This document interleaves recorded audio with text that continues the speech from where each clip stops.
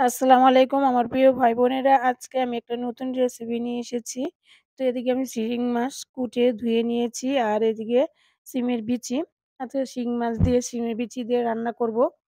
তো সিমের বিচি দিয়ে তো সবাই কম বেশি রান্না করে খান। তো আজকে আমি একটু শিং মাছ দিয়ে রান্না করব। তো সবাই আমার সঙ্গে থাকুন।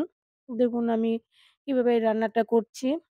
তো আমি সিমের বিচিগুলো ভালো মতো ছুলে নিয়েছি আর মাছগুলো ধুয়ে পরিষ্কার করে নিয়েছি। আর এই যে পিঠের সাইডে যে রগটা থাকে আমি কোনো রগটা ঠিকই ফেলে দিয়েছি। সাইড দিয়ে কেটে ২ নো সাইড দিয়ে কেটে রগটা ফেলে একটু ভালো মতন ধুয়ে নিয়েছি। আমি আবার ধুয়ে নিবো। তো আমি মাছগুলো ধুয়ে এদিকে দিয়ে একটা কড়াই বসিয়ে দিয়েছি। এরকম কড়াইয়ের মধ্যে পরিমাণ মতো আমি তেল দিয়ে দিব।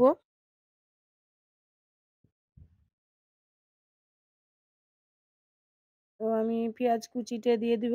পেঁয়াজ কুচিটা আমি হালকা বাদামি করে ভেজে নিব। আর এম যারা আমার চ্যানেলে নতুন এসেছেন, চাইলে আমার একটা সাবস্ক্রাইব করে দিতে পারেন। আর এই ছোট্ট পরিবারটা বড় করে দিতে পারেন। আর প্লিজ সবাই একটা লাইক দিয়ে ভিডিওটা শুরু করবেন দেখা। আর ভালো লাগলে কমেন্টে জানাবেন কেমন হয়েছে। আর আমি এদিকে পেঁয়াজগুলো আমি ভালো মতন ভেজে নিয়েছি। হালকা ভেজে নিয়েছি। আর এদিকে আমি হলুদের গুঁড়া, মরিচের গুঁড়াটা দিয়ে দিয়েছি। তো আমি হলুদের গুঁড়া আর মরিচের গুঁড়াটা দিয়ে ভালো মতন আমি একটু ভেজে নিচ্ছি। তো এদিকে আমি করলাম আদা রসুন পেস্টটা ব্যবহার করব না। আমি সব মাছে আমি আদা রসুন পেস্টটা দিয়ে মানে দেওয়া হয় না। তো আমি এদিকে জিরার গুঁড়া, ধনের গুঁড়াটা একটু দিয়ে আমি একটু ভালো মতন কষিয়ে নিবো। আর আমি করলাম একটু পানি দিয়ে দিচ্ছি যাতে পুড়ে না যায়। হলুদ মরিচটা যদি পুড়ে যায় তো রংটা একটু কালচে আসে। এর জন্য আমি পানিটা দিয়ে দিয়েছি। আর এদিকে আমি ধনের গুঁড়াটা দিয়ে দিয়েছি। তো ধনের গুঁড়াটা আমি দিয়ে দিয়েছি। আর হাফ চামচের মতন আমি জিরার গুঁড়োটা দিয়ে দেব। তো এটি ভালো মতো একটু কষে নেব। আর স্বাদ মতন আমি লবণটাও দিয়ে দিয়েছি। তো আমি এটি ভালো মতন কষিয়ে নিচ্ছি। আপনারা চাইলে অন্য মশলাও ইউজ করতে পারেন। আদা রসুন পেস্ট আর অন্যান্য মশলা যা দিতে মন চায় তো দিতে পারেন। তো আমি শুধু এটুকু দিয়ে আমি রান্নাটা করে নিব। তো আমি করলাম ভালো মতন কষিয়ে নিয়েছি। এখন আমি মাছটা দিয়ে দেবো। মাছটা আমি যেহেতু ভেজে নিয়ে নিই, মাছটা আমি এই কষানোর মধ্যেই কষিয়ে নিব। আর এটা কষানোর পরে আমি মাছটা উঠিয়ে নিব। তো সাথে আমি কাঁচামরিচ কয়েকটা দিয়ে দিয়েছি। স্বাদ মানে একটু ঘ্রাণটা আসার জন্য মাছটার সাথে যাতে একটা সুন্দর ঘ্রাণ আসে কাঁচামরিচ এই জন্য একসাথে দিয়েছি। আমি করলাম কাঁচামরিচটা দিয়েছি জাস্ট ঘ্রাণের জন্য, অন্য একটু ঝাল হওয়ার জন্য নয়, একটু ঘ্রাণ বাইরেবো এই জন্য। তো এটি আমি ভালো মতন কষিয়ে নিব। আর আমি একটু অফ ক্যামেরায় ভালো মতন আমি একটু কষিয়ে নিয়েছি। কষিয়ে এখন মাছটি আমি একটা প্লেটে উঠিয়ে নিব। যেহেতু মাছটি যদি এখন রেখে দিয়ে হয়তো ভেঙে যাবে, এই জন্য আমি একটু উঠিয়ে রাখবো। আপনারা চাইলেও এই মাছ ভেজেও রান্না করতে পারেন, কিন্তু শিং মাছ কষায় রান্না করলে একটু টেস্টি লাগে। এই জন্য আমি একটু কষিয়ে নিয়েছি। তো এটি আমি সবগুলো মাছ উঠিয়ে নিব। তারপর আমি সিমের বিচিগুলো দিয়ে দিব।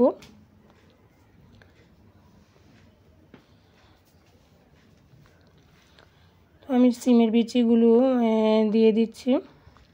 তো সিমের বিচিগুলো দিয়ে আমি আবার ভালো মতন কষিয়ে নিব। সিমের বিচিগুলো আমি কষিয়ে নিচ্ছি। তো এটি ভালো মতন কষিয়ে তারপর আমি পানিটা দিয়ে দেব। এখন আমি ভালো মতন কষিয়ে নিচ্ছি। আমি করলাম পরে আর কোনো মশলা ইউজ করি নাই, শুধু ওই মশলার সাথেই আমি একবারে কষিয়ে নিচ্ছি।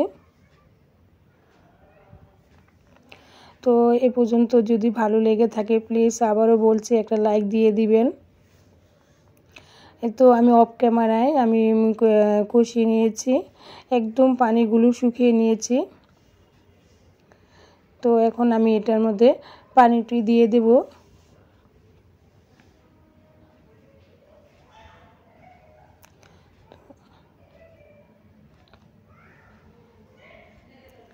তো আমি পরিমাণ মতন আমি পানি দিয়ে রান্নাটা করে নিব।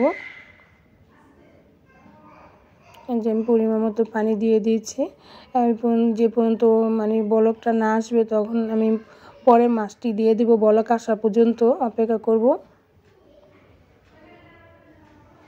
আমি সাথে সাথে মাছটি দিব না, যে বলক এসে পড়ছে তারপরে করলাম আমি মাছটি দিব। কারণ সাথে সাথে মাছটি দিলে করলাম একটা পানির যে একটা মাছটি স্বাদটা কম লাগতো, এর জন্য আমি পানিটা একটু মাছটা আমি একটু পরে দিয়েছি। তো আমি ভালো মতো নিয়ে আবার পানিগুলো শুকিয়ে নেব, ঝোলগুলো শুকিয়ে নিব আর কি। তো এই তো আমি অফ ক্যামেরায় আমি মাছগুলো ঝোলগুলো অনেকখানি শুকিয়ে নিয়েছি।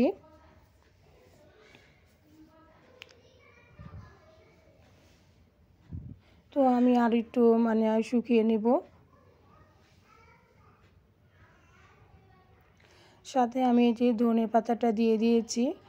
আর এখন তো শীতকাল, ধনে পাতা না দিলে কোনো তরকারি মজা লাগে না, তো এই জন্য একটু ধনে পাতা দিয়ে দিয়েছি।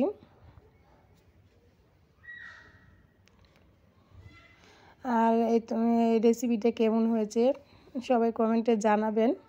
আর আপনারা সিমের বিচি দিয়ে কী রান্না করে খান প্লিজ আমাকে জানাবেন। এই তো আমি একটু অফ ক্যামেরায় আমি ভালো মতন শুকিয়ে নিব।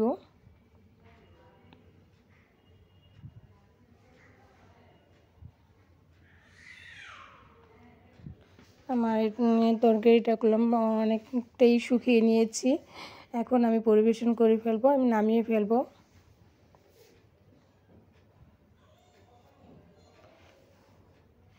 এই তো আমি নামিয়ে ফেলেছি, দেখুন কতটা সুন্দর হয়েছে। বাসায় একবার হলেও ট্রাই করবেন এভাবে রান্না করে খাওয়ার জন্য। আর যদি ভালো লাগে তো প্লিজ একটা লাইক দিয়ে দিবেন। আর যারা এই যে আমার ভিডিওটা ধৈর্য করে দেখছেন সবাইকে অনেক অনেক ধন্যবাদ। আর যারা এখনও আমার চ্যানেলটা সাবস্ক্রাইব করেনি প্লিজ একটা সাবস্ক্রাইব করে দিয়ে আমার সঙ্গে থেকে যাবেন।